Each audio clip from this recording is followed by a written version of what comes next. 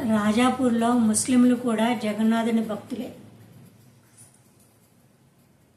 ఒకసారి రాజాపూర్లో మహమ్మారి అనే పెద్ద వ్యాధి సోకింది. ఎంతోమంది అస్వస్థులయ్యారు, చనిపోవడం జరుగుతుంది.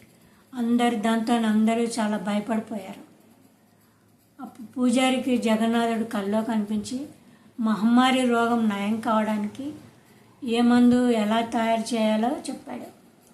మరుసటి రోజు ఉదయం పూజారి తన స్వప్న వృత్తాంతాన్ని గ్రామస్తులందరికీ చెప్పాడు. జగన్నాథ్ కళ్ళలో చెప్పినట్టు మందు తయారు చేయడానికి మూలికలన్నీ కలిపారు. కానీ ఒక మూలిక దొరకలేదు. ఇంతలో మధ్యాహ్నం సమయంలో ఒక అందమైన బాలుడు వచ్చి ఆ మూలికను తెచ్చి పూజారికి భార్యకు ఇచ్చాడు. పూజారికి ఇవ్వమని చెప్పి కనిపించకుండా పోయాడు ఆ బాలుడు.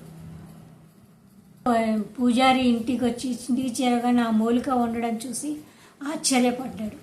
పూజారికి అర్థమైంది ఆ బాలుడే జగన్నాథుడు అని. ఔషధం తయారు చేసి రోగులందరికీ ఇచ్చారు.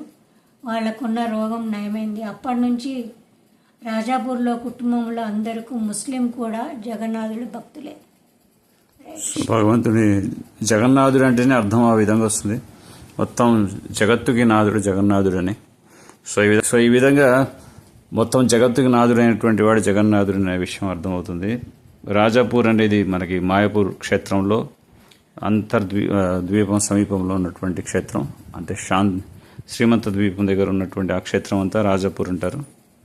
అక్కడంతా మహమ్మదీయులు ఉన్నప్పటికీ కూడా వారు ఈ విధంగా ఈ మహిమ ద్వారా వారు కూడా జగన్నాథుడి యొక్క అనుగ్రహాన్ని పొంది జగన్నాథుడి యొక్క భక్తులయ్యారు. ఈరోజు కూడా వాళ్ళంతా కూడా జగన్నాథుని సేవించుకుంటారు.